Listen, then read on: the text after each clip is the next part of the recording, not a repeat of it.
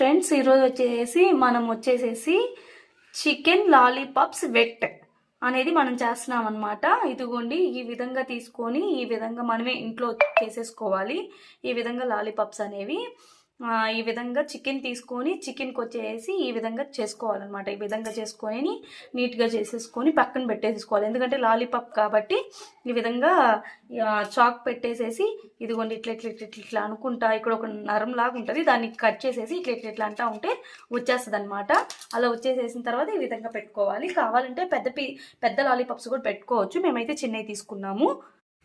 ఇలాగా మనము చేసి పెట్టేసేసుకున్న తర్వాత వచ్చేసి ఫ్రెండ్స్, ఒక చెంచా వచ్చేసేసి కారం అనేది వేస్తున్నాను అనమాట. ఒక చెంచా కారం వేసేసి దీంట్లోకి వచ్చేసేసి తగినంత ఉప్పు అనేది వేసి మనం వేసేసుకోవాలి. మనకి ఎంత ఉప్పు అవసరం అవుతుందో అంత ఉప్పు అనేది దీంట్లో వేసేసుకోవాలి. తర్వాత వచ్చేసేసి మిరియాలు ఉంటాయి కదా, మిరియాలు నేను బాగా దంచి పెట్టుకున్నాను అనమాట. ఈ మిరియాలు కూడా అంటే టేస్ట్ అనేది బాగుంటుంది అనమాట, హెల్త్కి కూడా మంచిది. మిరియాలు మనం విడిగా తీసుకోం కాబట్టి ఈ విధంగా తీసుకోవడం వల్ల హెల్త్కి కూడా మంచిది.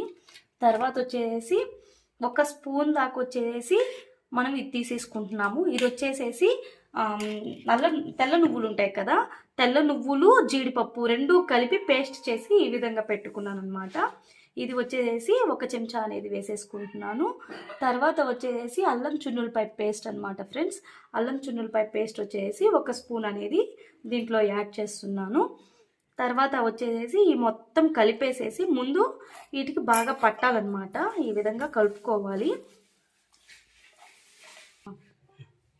ఈ విధంగా అన్నీ కలిపి పెట్టేసేసుకోవాలన్నమాట. నువ్వులు జీడిపప్పు పేస్ట్, తర్వాత వచ్చేసి మిరియాలు ఇవన్నీ వేసాం కదా, ఇవన్నీ అలా కలిపేసిన తర్వాత ఇది వచ్చేసి చిల్లీ పౌడర్ అనమాట, చిల్లీ సాస్ వచ్చేసి ఒక చెంచా.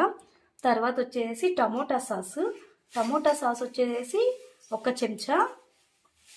తర్వాత వచ్చేసేసి లైట్గా వెనిగర్, అది కూడా వచ్చేసేసి ఒక చెంచా అనేది వేస్తాము. వెనిగర్ కనుక లేకపోతే మీరు నిమ్మకాయ అయినా సరే పిండుకోవచ్చు ఫ్రెండ్స్. తర్వాత వచ్చేసి ఇది వచ్చేసి సోయా సాస్ అనమాట. సోయా సాస్ వచ్చేసి ఒక స్పూన్ అనేది వేస్తామన్నమాట.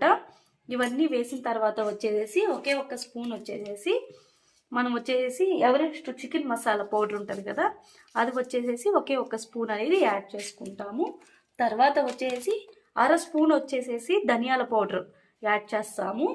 తర్వాత వచ్చేసి పిజ్జా సాస్ అంటారు కదా ఫ్రెండ్స్,